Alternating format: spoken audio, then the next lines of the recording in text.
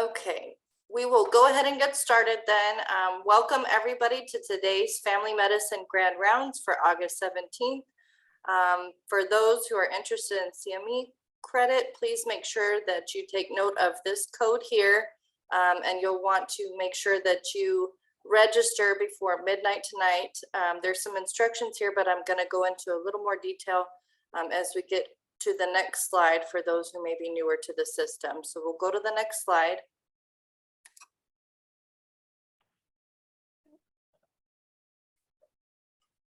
There we are. So for those who have not yet registered, you'll want to make sure that you do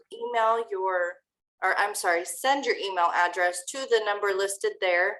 Once you've done that for each of the sessions moving forward, you just need to text the word attend and then the code for today, which is listed there. You'll text that to the toll-free number, and then you should get a message that comes back showing that you have registered successfully for that session. Again, please make sure that you do that before midnight tonight. Next slide. So as we go ahead and get started here, we're going to take a moment to remind everybody to please make sure that your microphone is muted. And then again, please remember to make sure that you are attentive and engaged in the session. And towards the end of the session, I will be putting in the link so that we can provide some feedback to our presenter today. So if you'll help us out with that. Next slide. Also, as a reminder, we are partnered with the South Central AHEC, and our department's mission statement is listed there. Next slide. For those of you who are claiming CME, we just want to go over and make sure that you do take a look every so often. Take a look at your transcript, make sure those credits are showing up. You can do that by visiting the CME office website listed there. And if you have any questions, please feel free to follow up with them, or you can reach out to me as well. Next slide.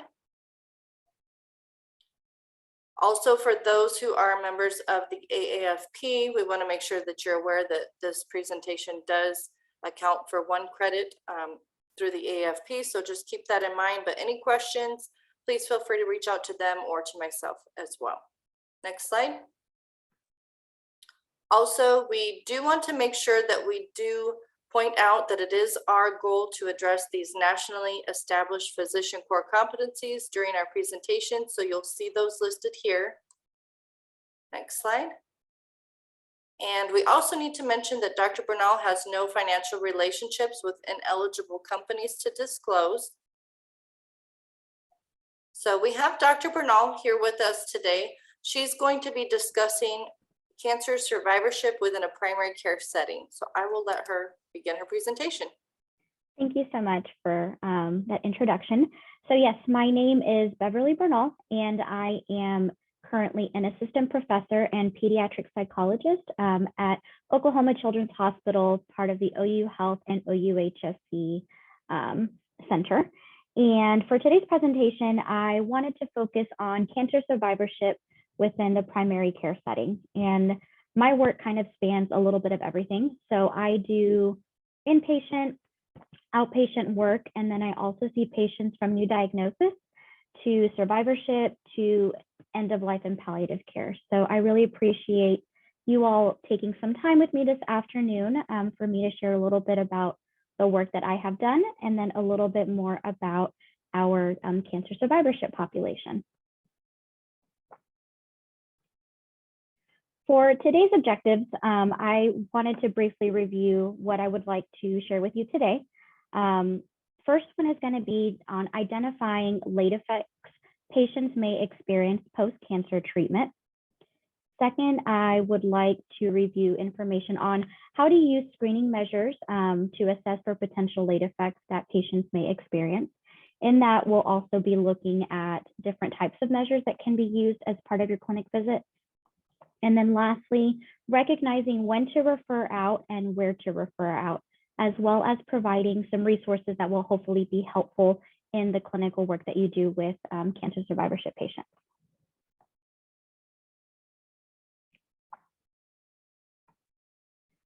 So for today's presentation, I really wanted to start off with reviewing some general information about patients who are diagnosed with cancer.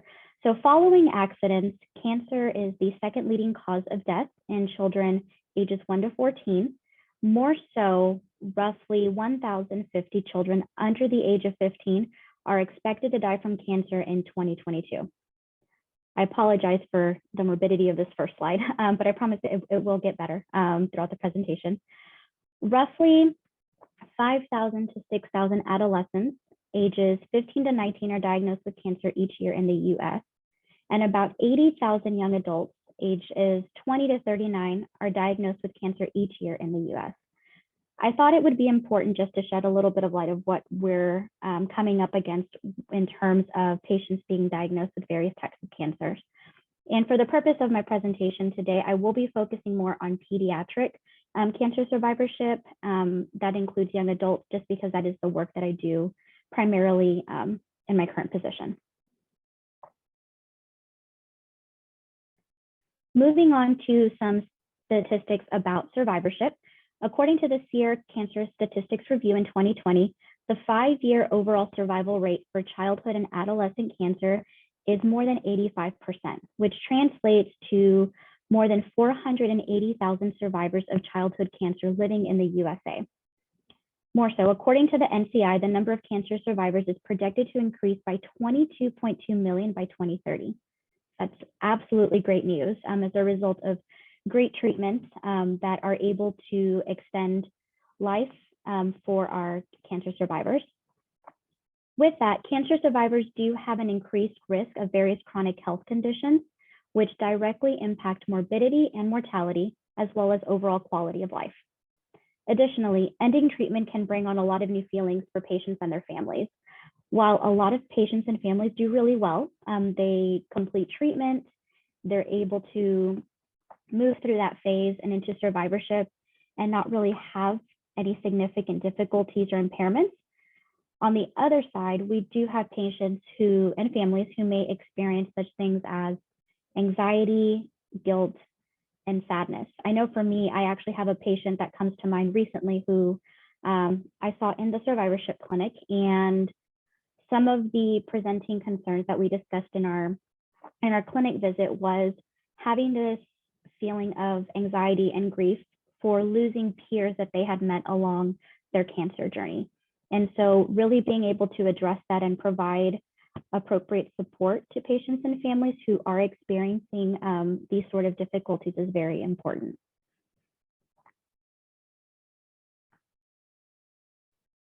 But as we are seeing an increase in patients being diagnosed with cancers, and we are seeing an increase in survivors, that's absolutely wonderful. With all that though, there does come a growing need for being able to identify and provide appropriate services to patients and families that fall within the survivorship period. So as stated by Dr. Eva Grenfield, it is a happy challenge that cancer care is no longer focused exclusively on treatment and palliation, and must now also consider how best to manage survivorship. She is a clinician scientist at Ontario Institute for Cancer Research, and I really appreciate that her saying in that we do have patients that are living longer, so how can we support them? How can we improve quality of life or other impairments that they may be experiencing? Before discussing late effects, screening measures, referral process, where to refer, I thought it would be very important to highlight and define what exactly is survivorship. So according to the National Cancer Institute, they define survivorship as focused on health and well-being of a person with cancer from the time of diagnosis until end of life. This includes the physical, mental, emotional, social, and financial effects of cancer that begin in diagnosis and continue throughout treatment and beyond. The survivorship experience also includes issues related to follow-up care. So this includes regular health and wellness checkups, late effects of treatment, cancer reoccurrence, relapse, second cancers, and quality of life. Family members, friends, and caregivers are also considered part of the survivorship experience. So this, in terms of when we think of survivorship, is from the moment of diagnosis until the end of life. That's a long time to really identify how to appropriately serve these patients, which gives us great opportunity in working with our colleagues on how to do that. I also really appreciate that the how they define survivorship includes family members, friends, and caregivers, because we know specifically in working with the pediatric population and adults, support systems are very important. And so I really appreciate that they take into account that it's not only the patient that's impacted by cancer and survivorship, but their whole unit of support as well.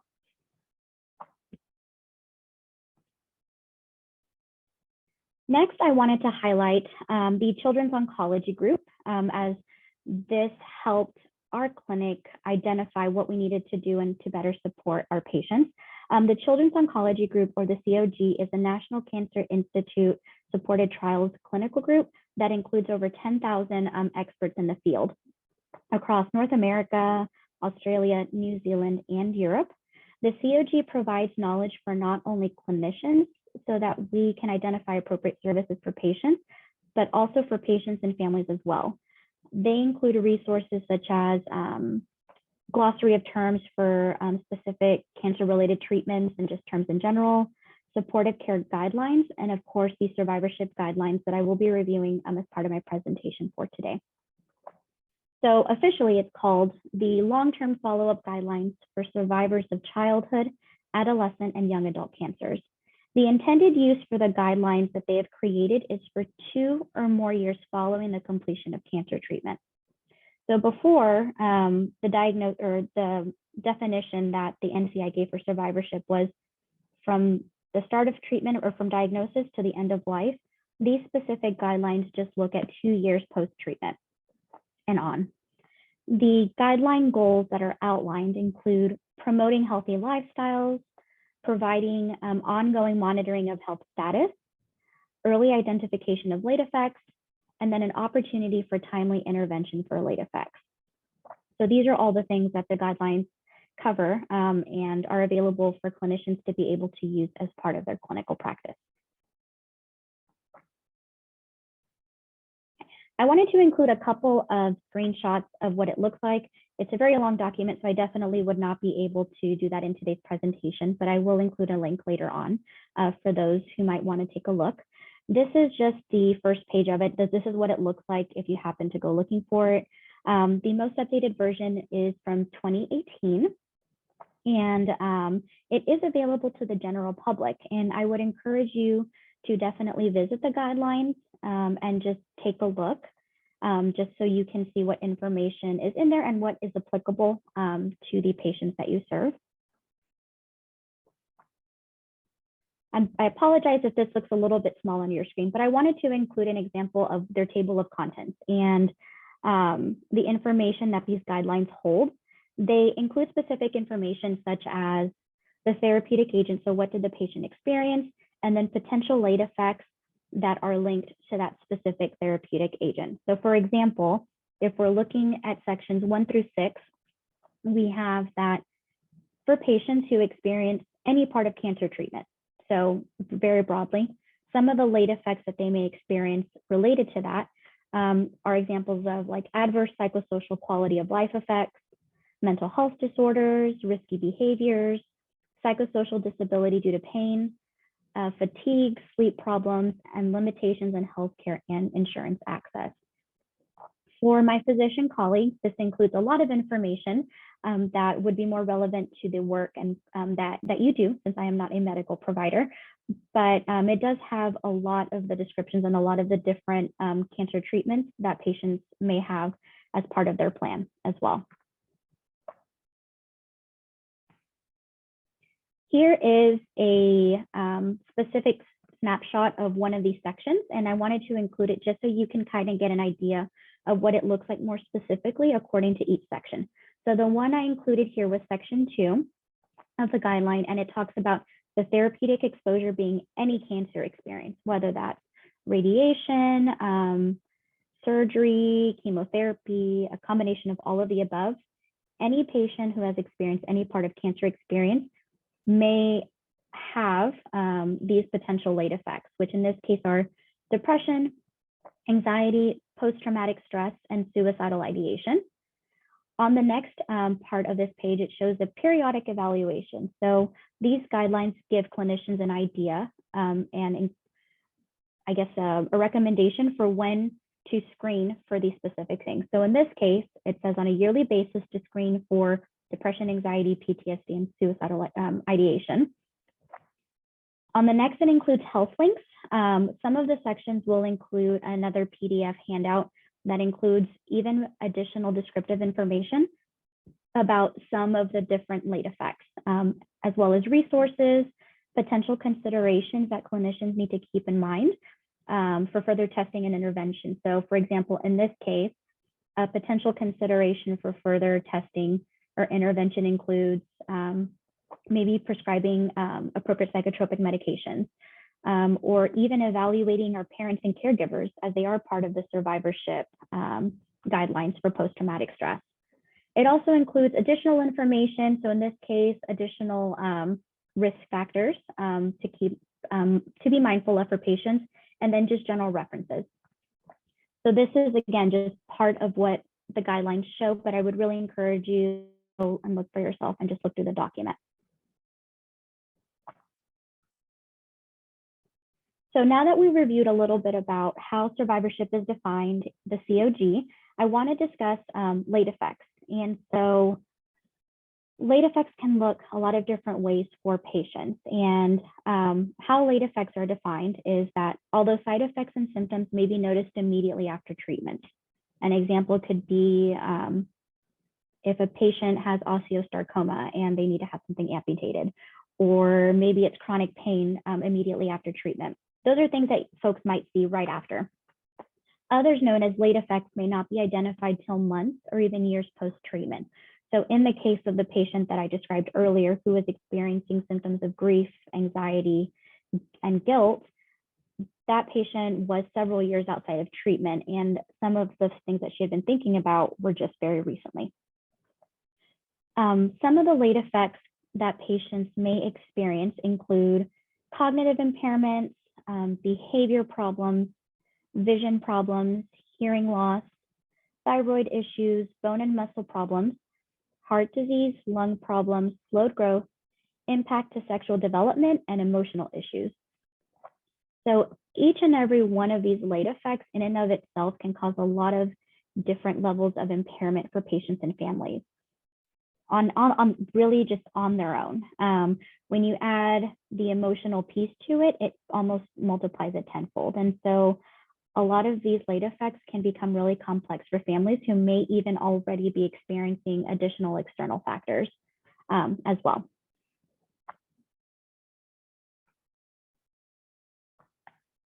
Okay, so briefly, I reviewed some of the late effects and we've talked about the other things. So how do we measure or have individuals identify some of the symptoms that may be experiencing? Aside from a diagnostic interview, screening measures can be a really helpful tool that can supplement your clinical visit with your patients and your families. And so what is a screening measure? The APA defined it as any testing procedure designed to separate out people or items with a given characteristic or property. Screening tests are designed to be broadly sensitive, and subsequent highly specific or focused testing is often required to confirm the results. So in some cases, one screening measure could lead to maybe a more specific one to identify symptoms within a specific category. Just some more information about screening measures. They can be used for early identification of individuals who are at a potentially high risk for a specific condition or disorder. They can also indicate a need for an additional evaluation or a preliminary intervention. Something that comes to mind when I think of this is a PHQ-2. If they screen positive, you would then be able to administer a PHQ-9 to gather more information. Screening measures can also be used to monitor treatment progress, outcome, or change in symptoms over time. So they can be really helpful tools to use periodically if you're following a patient more frequently to administer and see if there had been positive changes, negative changes, or remain the same in comparison to previous visits. Screening measures are neither definitively diagnostic nor definitively indicative of a specific condition or disorder. So screening measures, the purpose is not to diagnose someone with anything through the use of a screening measure, but just to supplement and provide additional information. And then lastly, they can be administered as part of a routine clinical visit, which is absolutely wonderful because again, they supplement the conversations that we have with our patients and families. Just some more pluses and benefits to the utility of screening measures. There are, again, several benefits to utilizing them as part of a clinic visit. They can identify areas of risk or potential development of problems, including social, emotional, and behavioral. They can identify additional supports that families and patients may need. And then lastly, they just measure clinical progress over time. Okay, so I wanted to share a little bit about the survivorship clinic that I'm a part of and how we implemented the use of screening measures within our survivorship clinic, since it is relatively new. In our clinic, we see patients that are typically about 5 years off of treatment. And again, research suggests that patients who have been diagnosed with cancer can often experience late effects. For us, we actually see patients 10 years following their end of treatment or until the age of 21, whichever comes later, which is why initially I explained that I not only see children and adolescents, but oftentimes young adults who maybe had been diagnosed with a childhood cancer later on in life and who we just happen to follow into mid-adulthood in our clinic before they are transferred over to adult care. Because we typically see our patients in the survivorship clinic on an annual basis, we wanted screening measures that allow us to capture more information about what happens between visits. Now, the screening measures really aren't going to capture, okay, everything that happened in a year, but could almost always maybe have the opportunity for patients to identify something that had been going on, which could have been going on for longer than the 2 weeks prior or even 3 weeks prior. The domain measures in the screening forms also would identify areas that would warrant additional follow-up and or referrals to community providers or other services. Really, we just wanted something that could help supplement our diagnostic interviews and offer an opportunity for patients and families to maybe notate items on a sheet of paper and feel more comfortable opening that part of the conversation in that way versus verbally saying them out loud.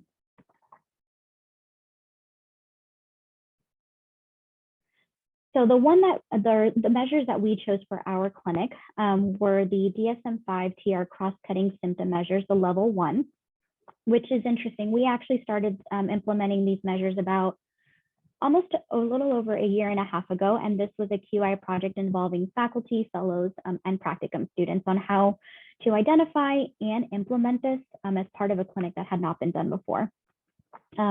For us, we wanted a measure that was able to look at symptoms across various diagnoses, since we do only see these patients once a year typically, and it felt we honestly does a really great job for us in supplementing our diagnostic interview. So these measures may aid in a comprehensive mental status assessment by drawing attention to symptoms that are important across various diagnoses. And it's intended to help identify areas of additional inquiry that may guide treatment and prognosis. Again, just a supplement to our diagnostic interview. We use the 3 versions that are available for level 1, the self-rated level 1 adult measure, the self-report, the parent and guardian report measure if they have a child between the ages of 6 and 17. And then we also use the self-report measure for children and adolescents ages 11 to 17.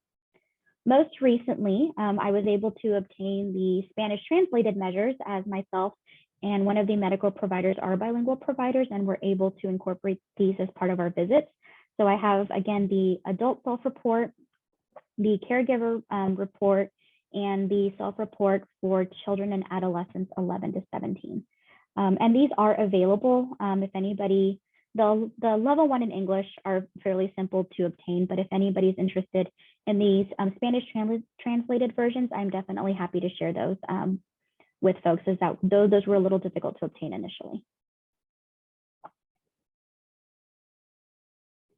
The domains measured in the DSM-5 TR cross-cutting screening measure level 1 measures various domains. So it looks at symptoms of depression, anger, mania, anxiety, somatic symptoms, suicidal ideation, psychosis, again, suicidal ideation and suicide attempts, because they are a little different from the adult measure to the self-report child and adolescent one. It looks at sleep problems, memory, repetitive thoughts and behaviors, dissociation, personality functioning, substance use, inattention, and irritability. What I really also appreciate about the DSM level 1s is that if there are areas identified that are of concern, there are level 2 that you can also utilize as part of your clinic visit as well. Okay. I included just a screenshot. If you hadn't, this may be familiar to some of you, but in case it hadn't been, I wanted to show this. Here's a portion of one of the screening measures that we use. So this is the self-rated level 1 cross-cutting symptom measure, the self-report for children and adolescents 11 to 17. So the idea is the patient completes it, so name, age, sex, and date, and then they're really looking at symptoms that may have been impacting them over the last 2 weeks, and they just circle the appropriate or the response that feels most appropriate to them. And these measures are actually grouped up according to specific criteria for diagnosis. So for example, domain number 1, been bothered by stomach aches, headaches, and other aches and pains, worried about your health or about getting sick, is on somatic symptoms. 2, or question number 3, being bothered by not being able to fall asleep or stay asleep or by waking up too early, that looks at sleep problems. Section number 3, which is question number 4, inattention in regards to doing homework or playing a book or playing a game. Section 4 is depression, 5 is anger, and so on and so forth. So again, the purpose of these screening measures is not to say, okay, they indicated a 3 or a 4 on one of these domains, they have this particular diagnosis. It's more of a, okay, they've endorsed these measures, or they've endorsed these items on these measures. These are things that we need to follow up in part of our clinical visit.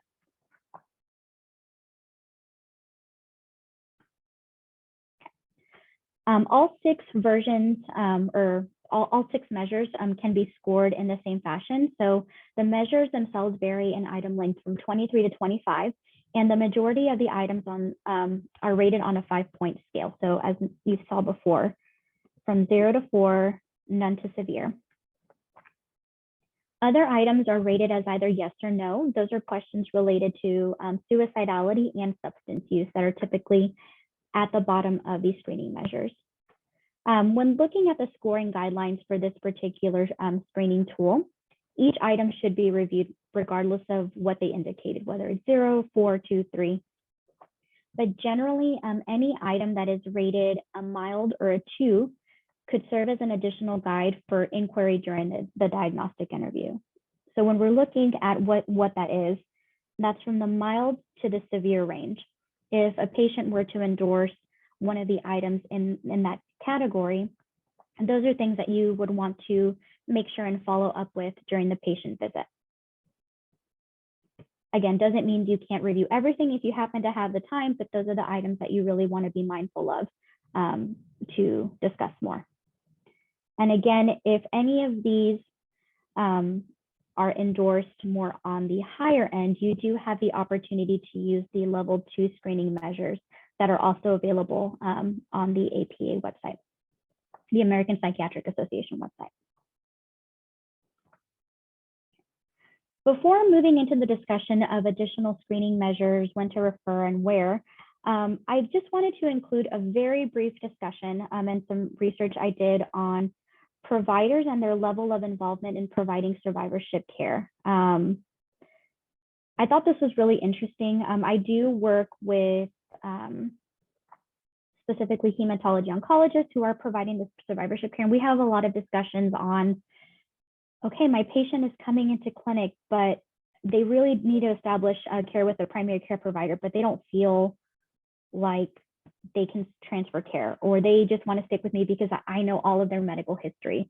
On the other spectrum, we also have, in our experience, have had some primary care providers who have felt, you know what, I actually don't feel very comfortable working and supporting this patient. I think they should continue with their primary oncologist, which honestly is very challenging because we know how important primary care is in establishing a relationship with a primary care provider. So I thought this was interesting. It was a research study done in which they conducted 38 semi-structured interviews with clinicians across 14 primary care practices across the US. And so their goal was really to examine primary care clinician attitudes and beliefs about their role in providing support to cancer survivors. So the varying views that I saw was the minority of clinicians did state, you know, I don't think this is within my purview of clinical work. I don't feel comfortable. They should continue with their oncology team. Just a minority of group of clinicians. The majority did say, you know what, a lot of their presenting concerns, a lot of things need to follow up with, I do feel comfortable doing, or I might feel comfortable, but I think I'd want to do some extra research. I think I just need some educational support to do that. And so I think having time and topics like this where we're able to share knowledge and information about the work that we do with survivors and sharing that with our primary care colleagues is so beneficial, because we are able to share our knowledge, so providers are able to feel more comfortable in the work that they do in providing supportive care to these patients and families. So again, very interesting article. And if you would like to read it on your own and just do some extra research, I'm also happy to provide that as well. With that, I can understand that in providing follow-up care to cancer survivors, it can be really daunting.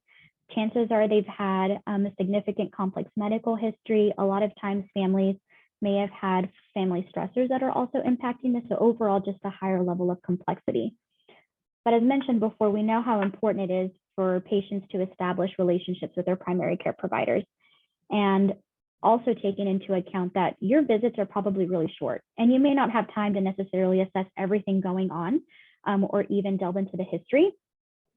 But there are specific areas that you might already be covering as part of your clinical visits that are also relevant and important to assess for the psychosocial functioning of cancer survivors.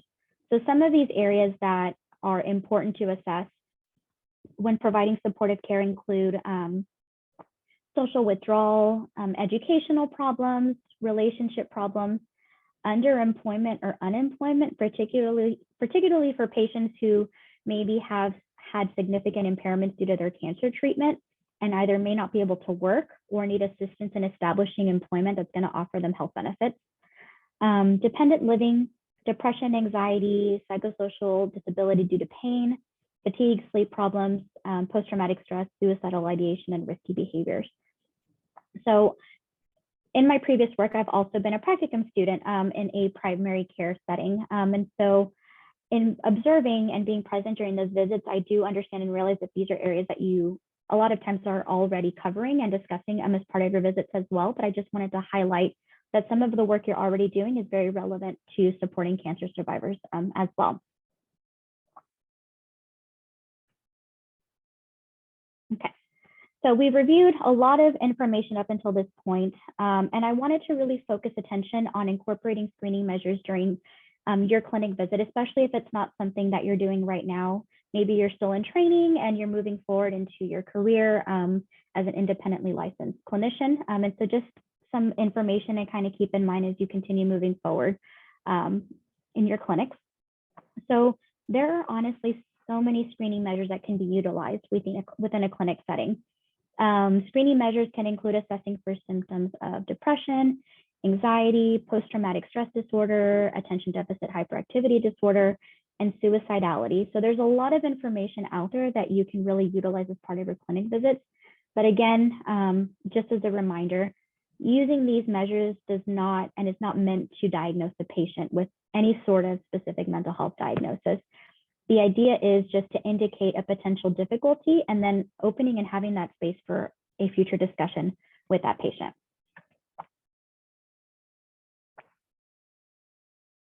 Awesome. So I thought it would be helpful to review some screening measures for psychosocial functioning that are actually out in the public domain and accessible to anybody who wants to be able to use them.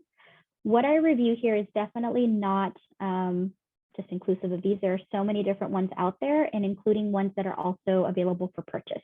So I'm just going to review some brief ones that you might have already heard, but these are ones that I have used in some of my work that can be beneficial in assessing for these different areas of functioning.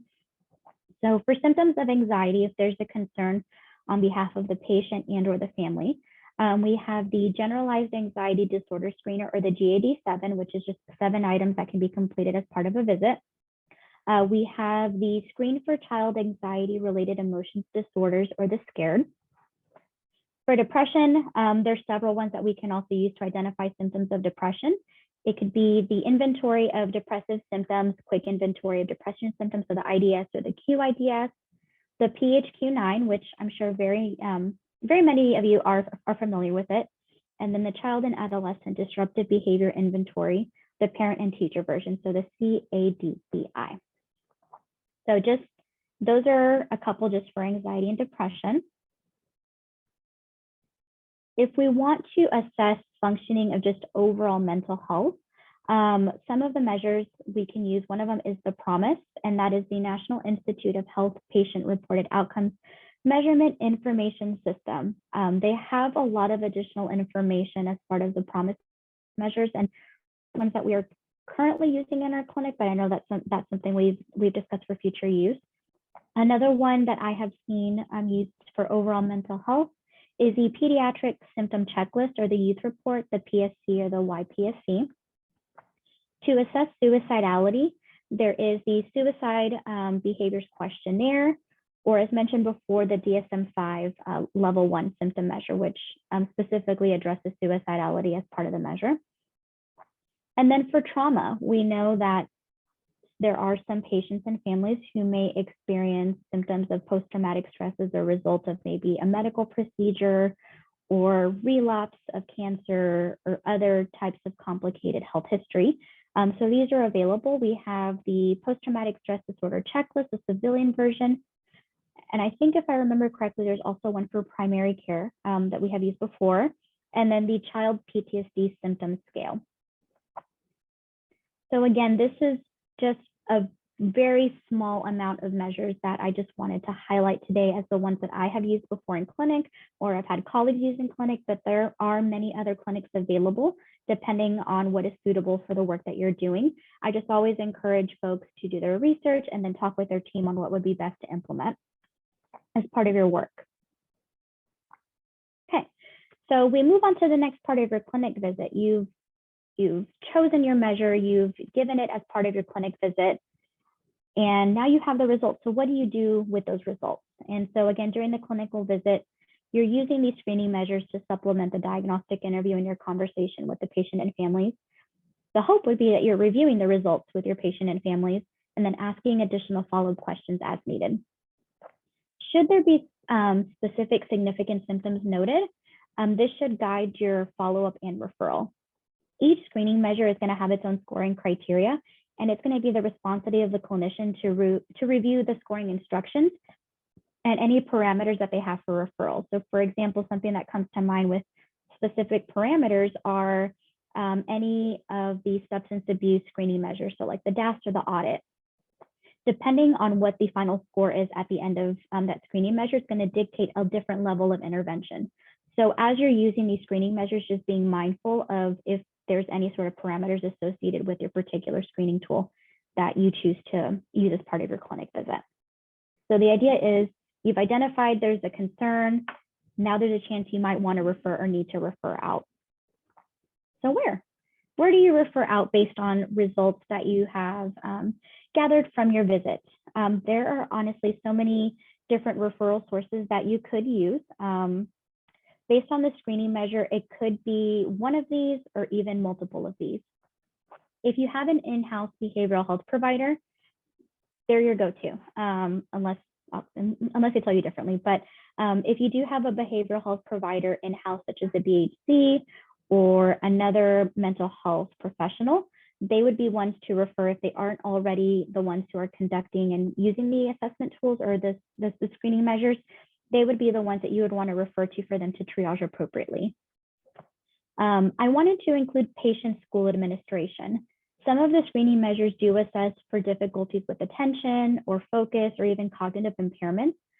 So something that we actually do is if those are significant impairments that our patients and families identify, we refer them not only to their schools for maybe further assessment or support, but sometimes we even refer to neurocognitive assessments so they can actually get a more thorough evaluation of any deficits and that they may have. You can also refer to a local private practice. So if your clinic already has a great relationship with a local private practice, you might also be able to refer there. A community mental health center as well. Crisis services and inpatient services, it's always important to have that information handy, especially if a patient endorses suicidality or if there are any additional safety concerns that are noted as part of the visit.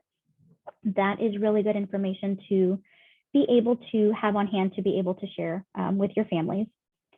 But something I also wanted to highlight is for if you are starting in a new clinic and you're wanting to make sure you're prepared if you're going to be doing this type of work and assessing, checking in with your clinic to see if they have a set referral list that it's already created that you can easily give to patients and families. I know for here, we actually have one that we share amongst all of our psychologists that are easily printable for the state of Oklahoma, which we can look at specifically for where the patient lives and being able to identify and print that out as part of the visit. So I really encourage you, if that's something you do already have, definitely utilize that information. Lastly, again, I always appreciate having takeaways from a presentation and something that I can utilize directly in my work. I've included some hopefully helpful resources related to childhood cancer survivorship for children and adults, as well as general information for mental health providers in Bexar County. So the first link I have here is the Children's Oncology Group. So that is where you are going to find information on survivorship guidelines, glossary of terms for patients or for yourself if you're unsure, and just general information on late effects and other parts of these survivorship guidelines. You also have the link for the long-term and follow-up guidelines for survivors as well, which is just survivorshipguidelines.org. Again, very thorough. If you have an opportunity to go review, I really encourage you to do so. I've also included a link and information for the National Cancer Institute of Childhood, or specifically looking at childhood cancers, and then the American Cancer Society Guidelines for Cancer Survivors, which looks at the adult population, since I did not focus on that for my presentation for today. And then lastly, information about Bexar County, the Department of Behavioral Health. So if you happen, when you happen to leave your training institution and you're just wanting additional information, I would encourage you to visit this. It does have some really helpful information for local community services for behavioral health. Okay. In closing, cancer survivors and their families may experience late effects as a result of their cancer and/or treatment. Screening measures can be extremely helpful and can be utilized to identify those potential late effects and areas of additional support. And then following the results of referrals in your diagnostic interview, it might be appropriate to refer to various services so that they can either get additional screening or be directly linked to intervention. And these are my references. A lot of information. I really thank you for spending a little bit of time with me this afternoon and allowing me to share a little bit of the work that I have done, but also just sharing resources that have come across that I have found really useful in my work with cancer survivorship. So Nicole, I don't know if I can go ahead and mute my mic, and you can, if there's any questions or anything, please let me know. There were a couple of comments here in the chat. I don't know if you can see the chat. No, you don't have to share your screen, I guess, anymore. Okay. If you take a look there.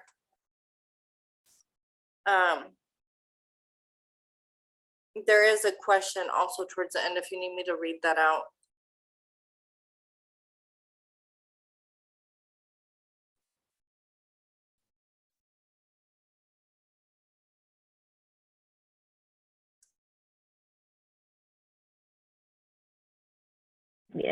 Yes, the standard of care in pediatric oncology suggests that cancer programs should be providing a cancer treatment summary to primary care providers. Yes, that's something I know for our clinics here, that's something that we do give patients and families to take to their primary care providers.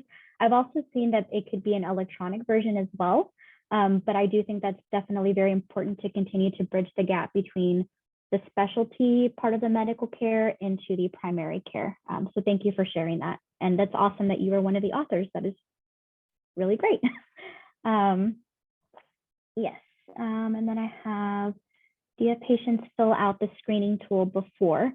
For us, we do. So the way that we have it set up in our clinic is our nurse affiliated with our survivorship program has all 6 copies of all the screening measures. And so she puts them into the packets that patients receive upon check-in for their visit. And so they actually complete their medical paperwork that they need to do for their provider, as well as the screening measures.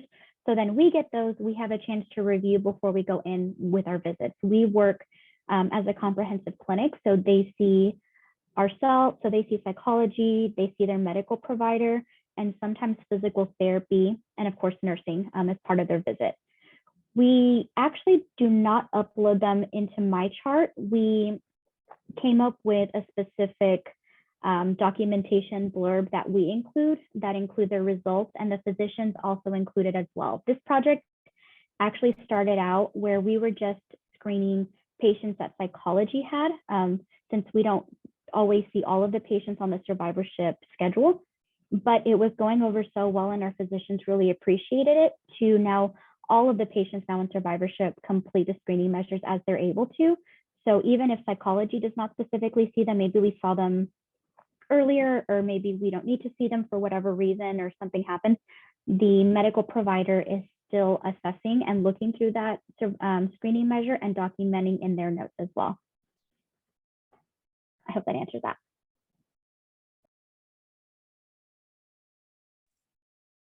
Do we have anybody else with any comments or any questions?